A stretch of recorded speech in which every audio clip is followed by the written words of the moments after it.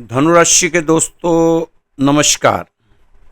आज का दिन दोस्तों इस समय ग्रह स्थिति बेहतरीन परिस्थितियों का निर्माण कर रही है। रुके हुए कार्यों को पूरा करने में मेहनत लगा दें, पूरी मेहनत लगा दें। व्यक्तिगत और पारिवारिक गतिविधियां व्यवस्थित रहेंगी। विद्यार्थियों को मेहनत के उचित परिणाम अब मिलते नजर आएंगे।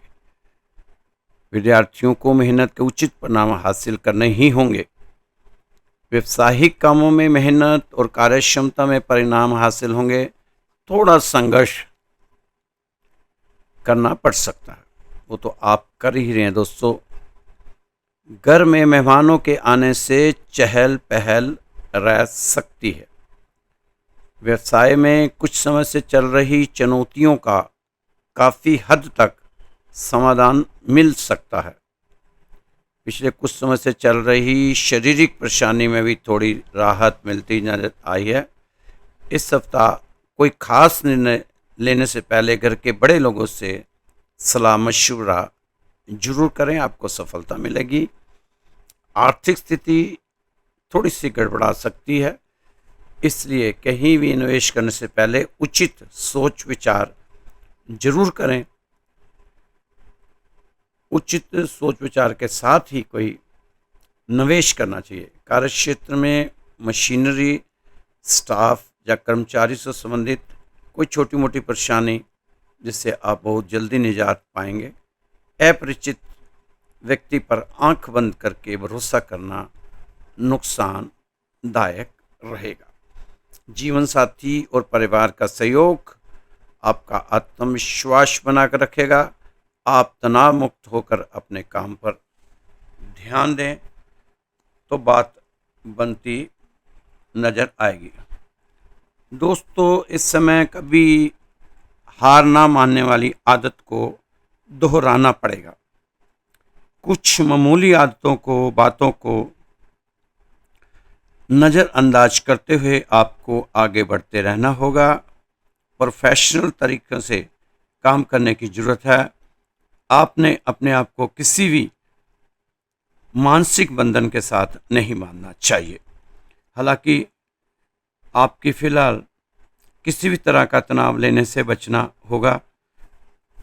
अपने परिवार के साथ कुछ क्वालिटी टाइम बिताना बहुत ज़रूरी है आपके लिए। दोस्तों ऐसा समय आया है आपकी ज़िंदगी में कि आपको अपनी कश्ती का खुद ही मालिक बनने की ज़रूरत है। आपकी यही खुददारी आपको आपके लक्ष्य तक पहुंचाएगी। आपके लिए एक बात फिट बैठती है, हम बड़े नहीं फिर भी हम बड़े हैं। लोग जहां गिर पड़े हम वहां तने हुए खड़े हैं। दोस्तों आपको बेवजह की अड़चनों से छुटकारा मिलता नजर आएगा। यह समय आप अपने आप को अजय महसूस कर रहे होंगे। आराम करने और अपने शरीर की बैटरी चार्ज करने के लिए समय निकालना बहुत ज़रूरी है। अपने शरीर की सुनने की आदत डालें। अपने शारीरिक और मानसिक स्वास्थ्य का ख्याल रखा करें, क्योंकि शारीरिक और मानसिक जरूरतों की भरपाई आपने ही करनी है। इस समय आपको मेहनत और ईमानदारी के साथ सभी कार्यों को पूरा करने की जरूरत है। इस समय आपके किसी चमत्कार के इंतजार में अपना कीमती समय गंवाना बेवकूफ़ी भरा कदम होगा। कोई भी चमत्कार होने वाला नहीं है। इस समय हर मामले को समझदारी से निपटाने की कोशिश करें। किसी ने सच ही कहा है कि हाथ की लकीरें भी कितनी अजीब हैं, मुट्ठी में है लेकिन काबू में नहीं। अपने समय को संभालें, अच्छा है, कीमती है। दोस्तों अगर अब भी आपके बनते कामों में रुकावट आ रही है तो आप छोटा सा उपाय जरूर करें। आप शिकायत वाला रवैया त्यागने की कोशिश करें।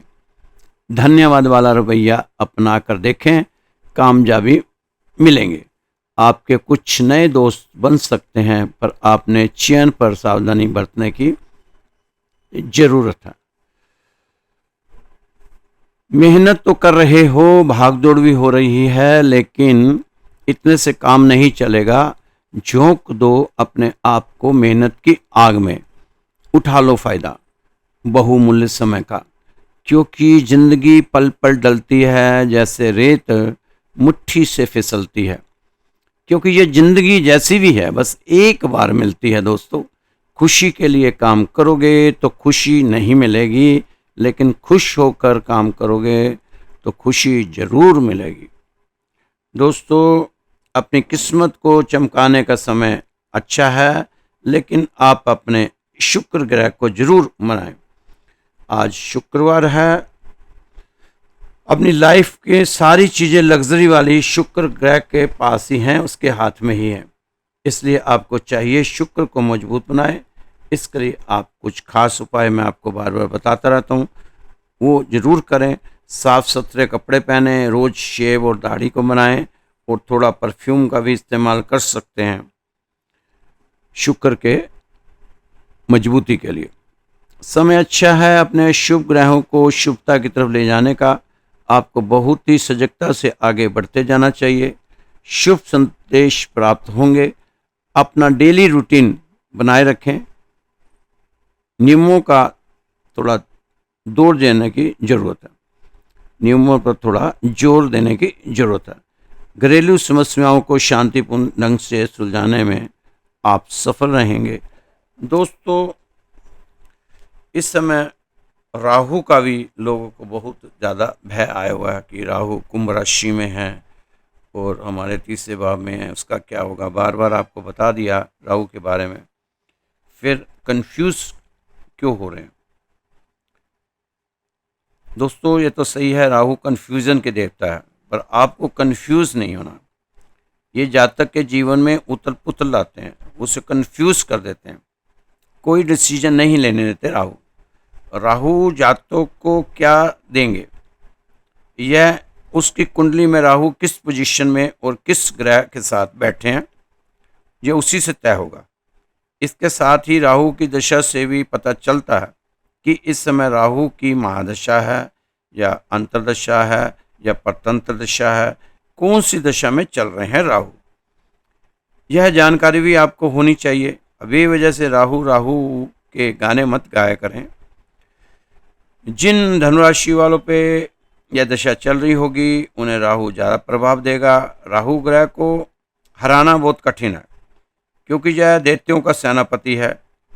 आपने देखा होगा कि राहु केतु सूरज और चंद्रमा पे ग्रहण लगाते हैं। पूरे देवता भी लाख कोशिशों के बाद भी इन दोनों को रोक नहीं पाते, सूरज और चंद्रमा को ग्रहण ना लगाओ। कितने बलशाली हैं ये दोनों ग्रह, इससे आप अंदाजा लगा सकते हो। सिर्फ आप चाल चलन और ईश्वरीय शक्ति ही आपको इनके दुष्ट प्रभाव से बचा सकती है। राहु अच्छे भले इंसान की बुद्धि को पलट सकता है, मतलब मती मार सकता है। यह समझदार को बेवकूफ़ और बेवकूफ़ को राजा बनाने में क्षमता रखता है। इतना बल किसी और ग्रह में नहीं देखा गया। राहु के पास आपको धनवान बनाने की ताकत है और रंक बनाने की भी हैसियत रखता है राहु एक छाया ग्रह है, एक धुआं है। धुएं का कोई आकार होता ही नहीं, ना ही धुएं की कोई रोक सकता है। धुआं तो आगे बढ़ता जाता है। राहु की भूख बहुत बड़ी है, बहुत बड़ी है। इसकी प्रवृत्ति है, राहु की प्रवृत्ति है ज़्यादा चाहने की। ये चाहतों का ग्रह है। अगर आपको राहु को शांत करना चाहते हो तो शिव जी और हनुमान जी की उपासना आपको करनी चाहिए। इनकी उपासना करने से अपना दुष्ट प्रभाव नहीं दिखाते। यह जो जहाँ बैठकर राहु सब कुछ अचानक करते हैं, अचानक ही आपके पास बहुत धन आ सकता है, लेकिन आपको अपनी सेहत पर ज़्यादा ध्यान देना होगा। सेहत के कारण धन हानि भी हो सकती है, कई बार ये करवाते हैं। आपको ज़्यादा गप्पे हाँकने और बड़ी बड़ी खोखली बातें बनाने भी सिखाते हैं, जिसे कहते हैं डींगे मारना। अचानक ही आपके स्वभाव में गप्पे मारना आ जाएगा। किसी भी चीज़ को बहुत बड़ा चढ़ाकर बताना, ये सब राहु के कारण ही होगा। आप इससे बचने की कोशिश करें। आपको करनी ही पड़ेगी। इस समय आपने कोई भी गलत बातें, आदतें अपने जीवन में नहीं लानी दोस्तों, क्योंकि बेवजह की ये जो राहु बहुत कुछ बेवजह की चीज़ें करवाता है।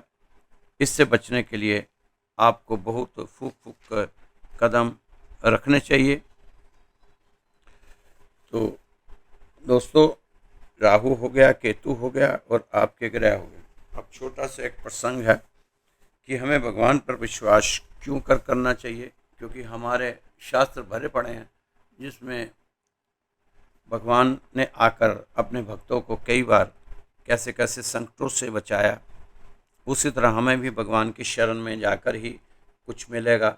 जहाँ मर्जी भागते रहें, आखिर में हमें वहीं आना है। जहाँ हमें आखिर में आना है, पहले क्यों नहीं आ जाते। तो दोस्तों, छोटा सा प्रसंग है, ये महाभारत से ही लेकर है। दुर्योधन ने अपनी पूजा पाठ से दुर्वासा ऋषि को प्रसन्न कर लिया। दुर्वासा ऋषि ने कहा कि मांगो वरदान। हो सकता है ये पहले भी प्रसंग आपको सुना दिया हो, क्योंकि धनुराशि काफ़ी लंबी समय से चल रही है। कोई बात नहीं, इसमें अगर दोबारा भी हो गए तो कुछ नए लोग जुड़े हैं तो उनके लिए अच्छी चीज़ रहेगी। ये भगवान पे भरोसा हर किसी को करना चाहिए। तो दुर्योधन ने पूजा पाठ करके दुर्वासा ऋषि को प्रसन्न कर लिया। दुर्वासा ऋषि ने कहा मांगो वरदान। मैं बहुत खुश हुआ। तो दुर्योधन ने तो एक सूत्रीय कार्यक्रम अपने दिमाग में बैठा रखा था कि पांडवों का विनाश करना।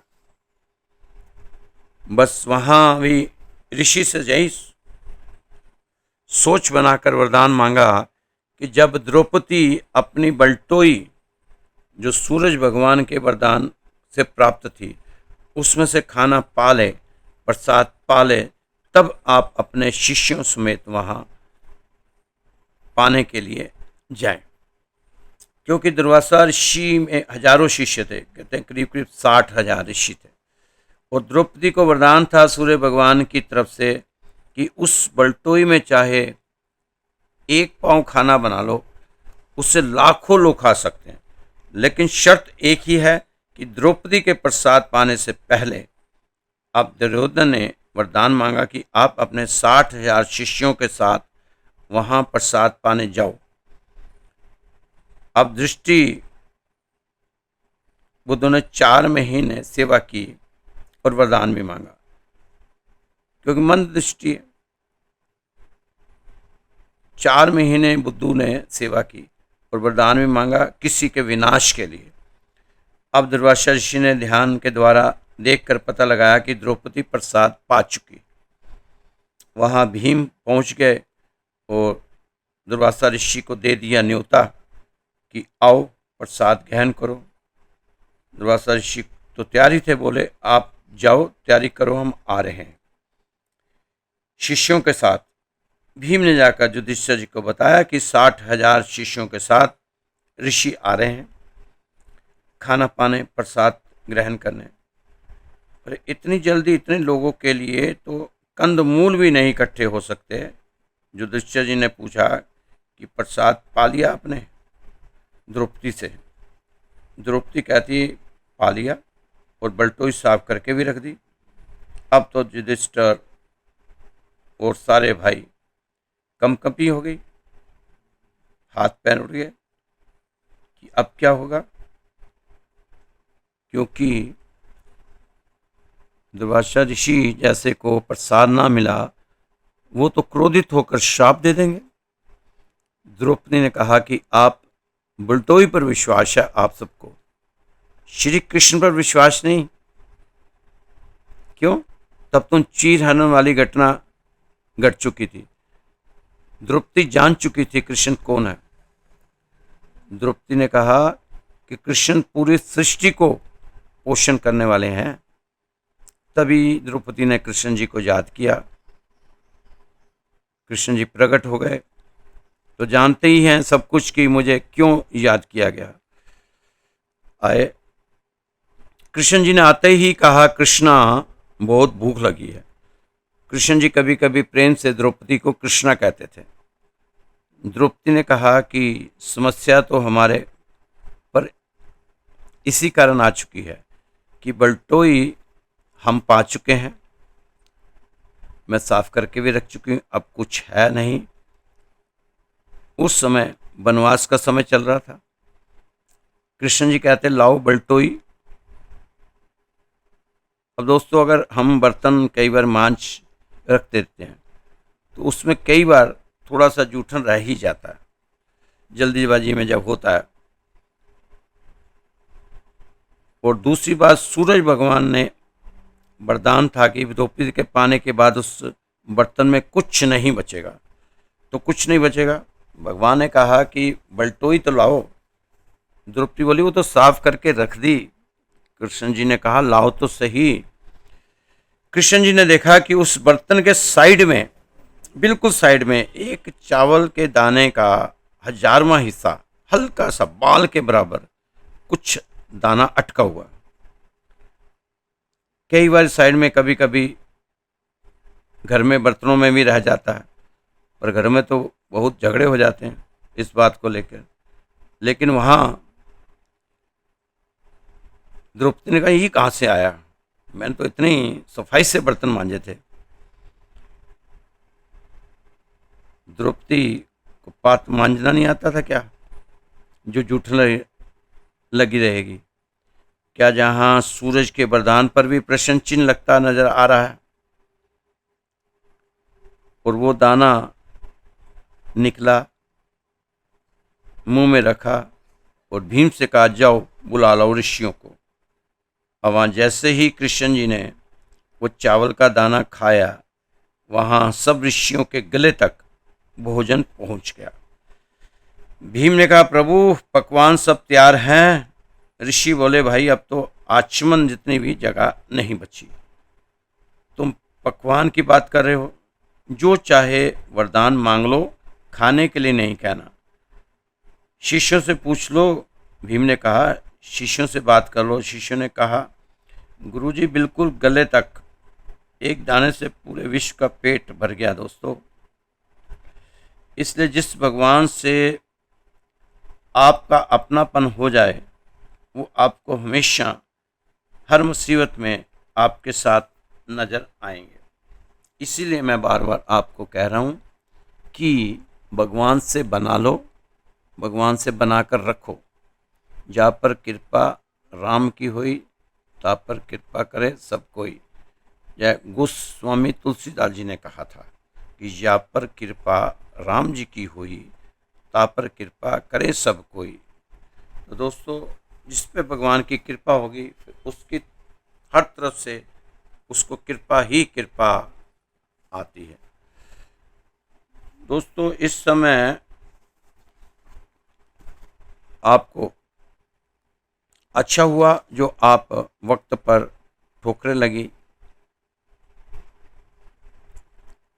क्योंकि छूने चले थे चांद को दरिया में देखकर। अब मालूम हुआ कि चांद तो बहुत दूर है।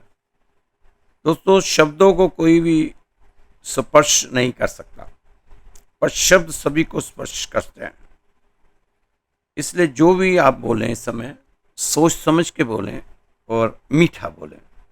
किसी से भी कड़वी भाषा में बात ना करें। अपने शब्दों का चयन आपने खुद करना और बेहतरीन करना। अजीब रंगों में गुजरती है लोगों की जिंदगी, दिलों पर राज करते हैं पर मोहब्बत को तरस जाते हैं। इस समय दोस्तों बहुत तकलीफ होती है जब आप किसी के लिए सब कुछ करो और बाद में वही बोले मैंने कहा था क्या करने के लिए। ऐसी चीजें धनुराशि वालों के साथ बार बार होती चली जा रही हैं। आज कितना अकेला हो गया है आज का आदमी कि अपने घर में ही अपनों को ढूंढता है। जो दाम्पत्य जीवन है, कभी तकलीफ में हो तो यूं ही सब्र कर लेना। लफ्जों के इस्तेमाल से पहले रिश्तों की कदर कर लेना। दोस्तों, छोटी छोटी चीज़ें जो आपको साथ साथ राशि में बताई जाती हैं, ये हमारे जीवन में रोज ही घटती हैं। जब भी देखो तोलने बैठ जाते हैं रिश्तों को, जब भी देखो, तोलने बैठ जाते हैं रिश्तों को, ये भी तो बताओ ना कि दूसरे पलड़े में रखते क्या हो। जब रिश्तों को तोलते समय दूसरे पलड़े में क्या रखते हो, ये आज तक नहीं समझ आया। प्रेम प्यार तो सबका साथ था, बस दुख इस बात का था कि सामने वालों के आयरन की कमी थी।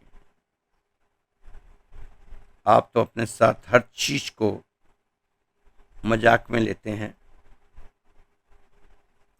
एक दिन कहता है कि आज पैरासीटामोल की गोली को बेवकूफ बना दिया, बिना दर्द के ही गोली खा ली। अब वो पूरे शरीर में दर्द को ढूंढती फिरेगी। तो ये आजकल लोग पैरासीटामोल की गोली से भी मजाक कर रहे हैं, तो अच्छी बात है। धनुराशि के दोस्तों, थोड़ा हंसी मजाक भी कर लिया करो, घर में हल्का फुल्का माहौल बना के रखा करो। बहुत हो गया नाराजगियाँ, बहुत होगी दूरियाँ, बहुत होगी चिंताएं, दुख।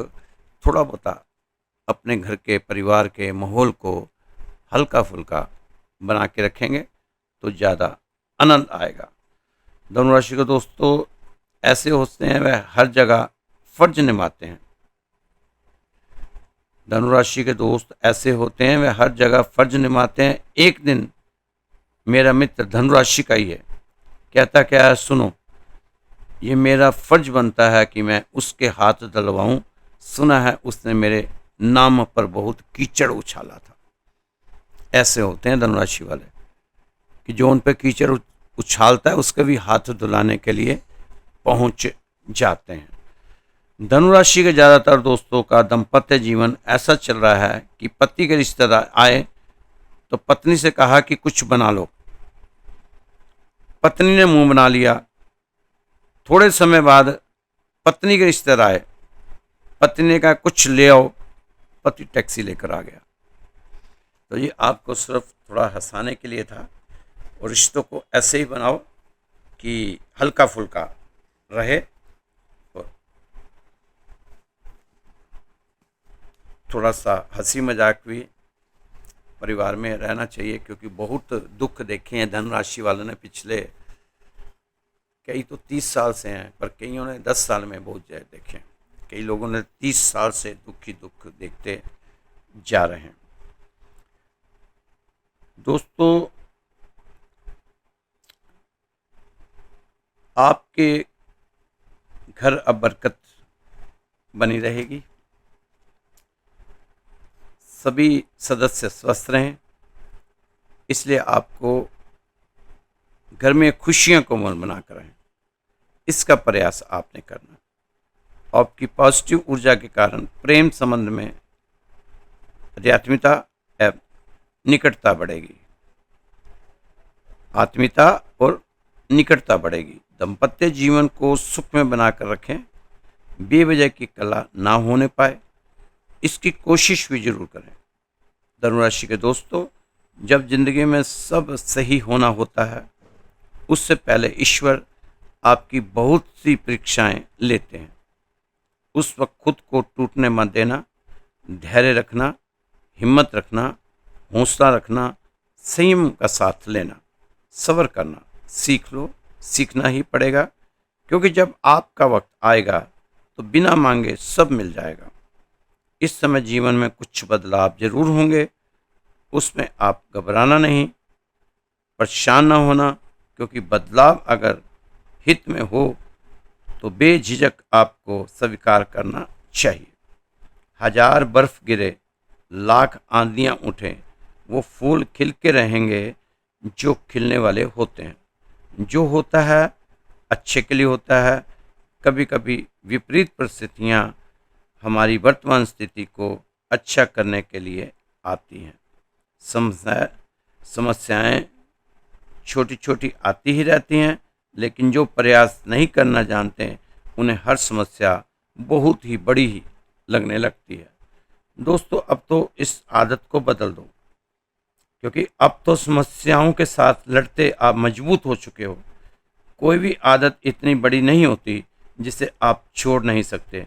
बस अंदर से एक मजबूत फैसले की ज़रूरत होती है। आपने देखा होगा कि सफ़र में एक छोटी सी कील गाड़ी की गति बदल देती है।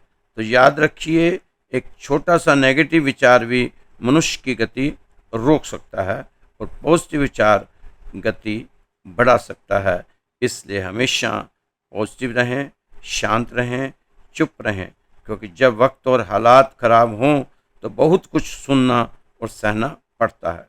अतीत में ज़रूरत से ज़्यादा बोलकर आपने बहुत सी गलतियां की हैं और उनका नुकसान भी उठाना पड़ा है।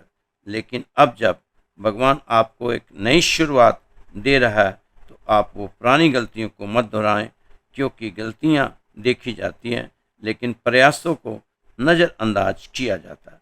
आप शांत रहकर और देखकर बहुत कुछ सीख सकते हैं, सह सकते हैं, समझ सकते हैं और समझा भी सकते हैं। तो दोस्तों, अपने जीवन को बस इसी तरह चलाते हुए आगे बढ़ें। एक छोटी सी कहानी है, क्योंकि पिछली बार कहानी नहीं सुनाई तो बहुत सी कंप्लेंट आई, लोगों ने कहानी है नहीं। दोस्तों, आप तो भेजते नहीं कोई बढ़िया बढ़िया कहानी हमें। एक वकील साहब थे, काम काज चल नहीं रहा था, क्योंकि कंपटीशन का ज़माना है। अब जाते रोज वापस आ जाते, पत्नी मांगती खर्चा घर के लिए। एक एक करके पत्नी के सब गहने बिकते रहे।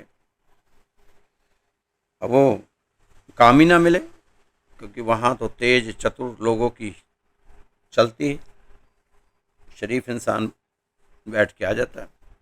अब रोटियों के लाले पड़ गए, पत्नी नाराज हुई, बच्चे भूखे मर रहे हैं, कोई काम करो। वह कहते मैं वकील हूँ, इसके अलावा कोई काम करना मेरे लिए ठीक नहीं है, लोग क्या कहेंगे, वकालत करने के बाद क्या काम कर रहा है। फिर उसे उसकी पत्नी ने सलाह दी कि आप ये दुकान खोल लो, आपके घर के बाहर जो छोटा कमरा है उसको खाली कर देते हैं और उस पर आप दुकान खोलो।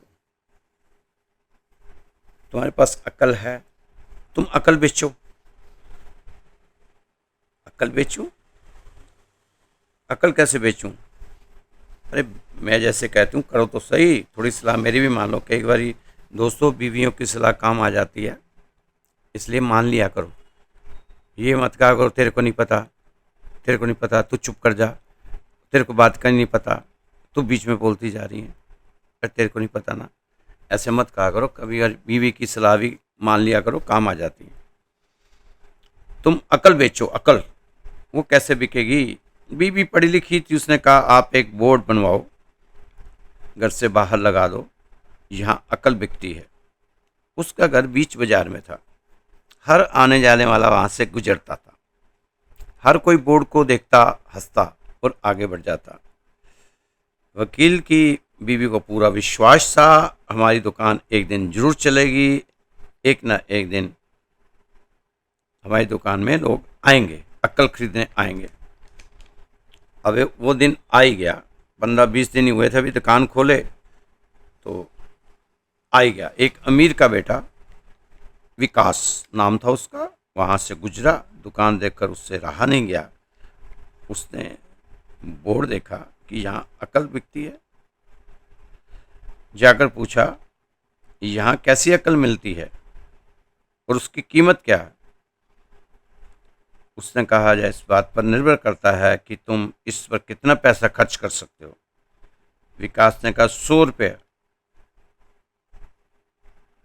100 रुपये खर्च कर सकता हूँ। लाओ 100 रुपये लाओ, फिर देता हूँ। पहले अकल तो ना, पहले 100 रुपये लाओ भाई, पहले पैसे फिर अकल। उसने 100 रुपया दे दिया। बदले में कौन सी अकल मिलेगी, कितनी मिलेगी? यह 100 रुपये की अकल तुम 1 लाख बचा सकते हो।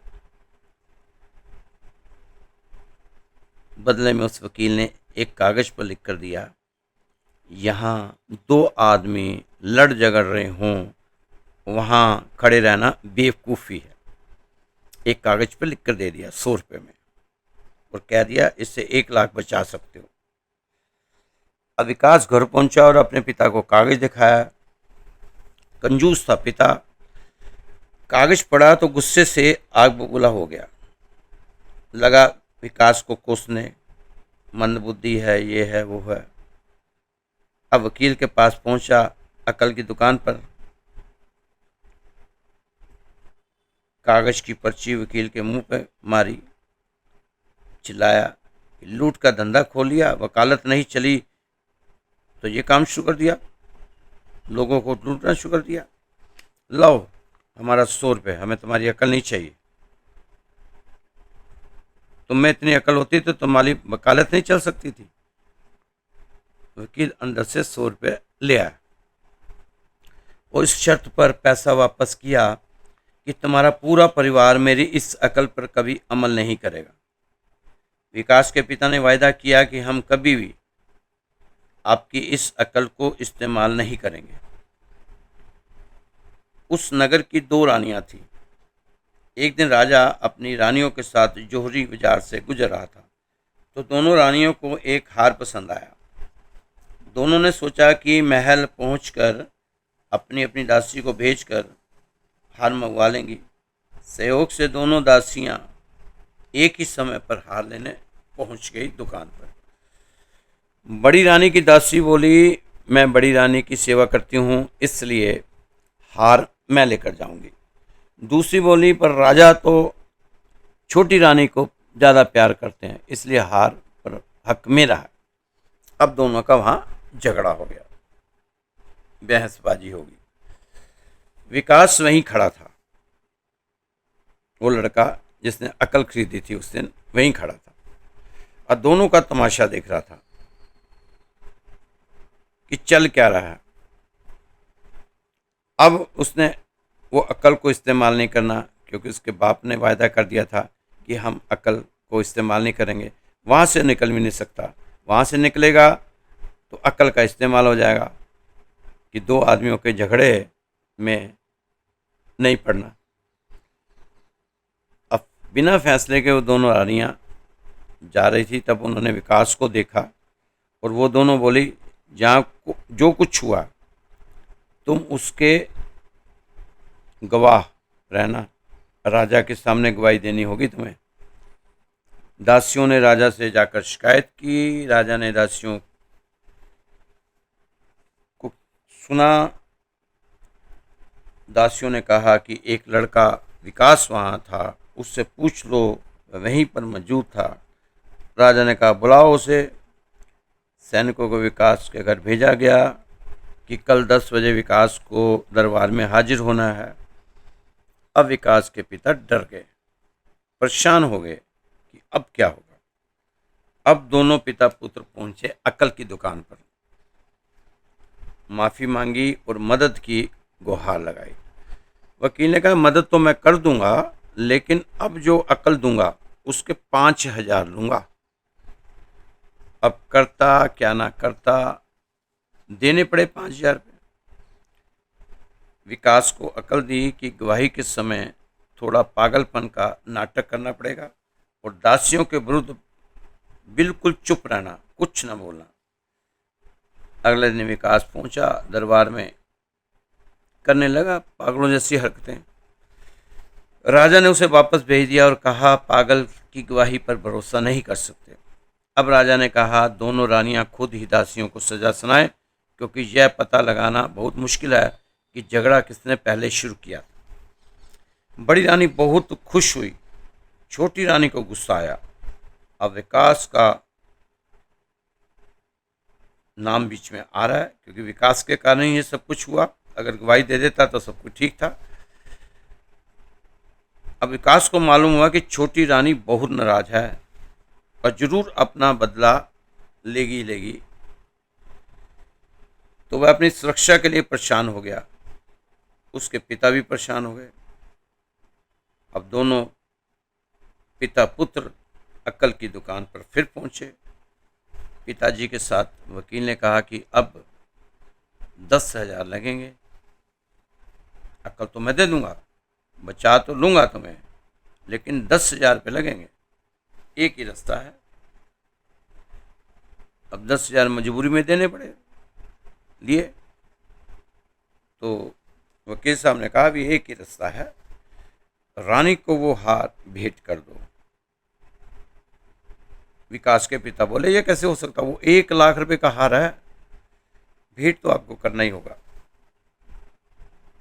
1 लाख रुपए का हार हो चाहे 10 का हो, हार दिए बिना, रानी को भेंट किए बिना आपकी जान छूटने वाली नहीं, क्योंकि राजा उस रानी को बहुत प्यार करता है। और अगर उसने रानी को बेवजह ही कुछ ऐसा बोल दिया राजा को विकास के लिए, तो आपको बड़ा मुश्किल पड़ने वाली है। और मैंने आपको कहा भी था, हमें पहली बार आए थे, 100 रुपये की अकल से तुम 1 लाख बचा सकते हो।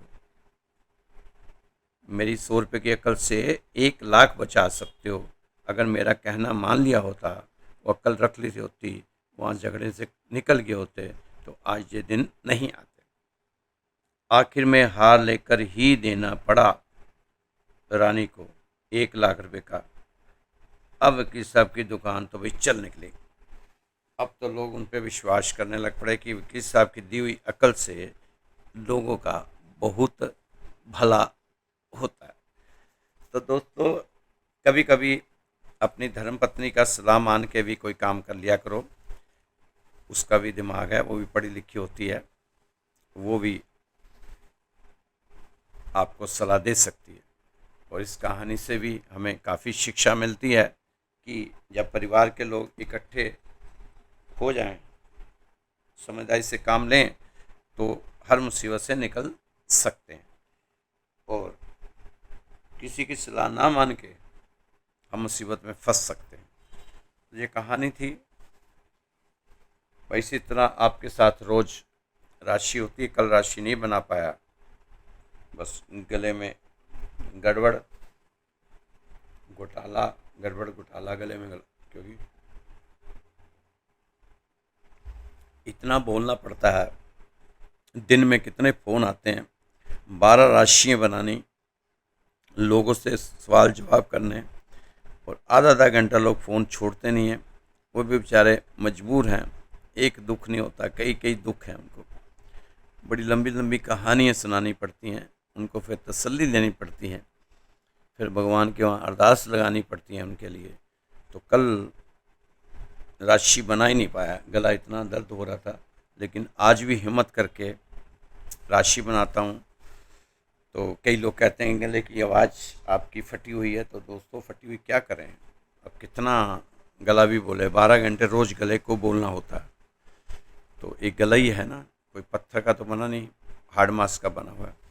तो जिन लोगों ने अपनी पत्रियाँ भेजी हैं, भैया फ़ोन करो, तो फ़ोन उठाते नहीं है, हमारी भी शिकायत है उनसे। तो एक बार फिर से आप व्हाट्सएप पे हाय हेलो राधे राधे लिख दीजिए, ताकि फिर से आपकी ऊपर आ जाए जो पत्री भेजी हुई है। और जो नए लोग भेजना चाहते हैं भेज सकते हैं पत्री, अपनी डेट ऑफ बर्थ ना भेजा करें, उसमें कुछ नहीं होने वाला। और हम आपको ज़रूर आपकी राशि के बारे में बताएंगे और उपाय भी आपको बताएंगे आपकी पत्री देखें। ये बिल्कुल निःशुल्क है।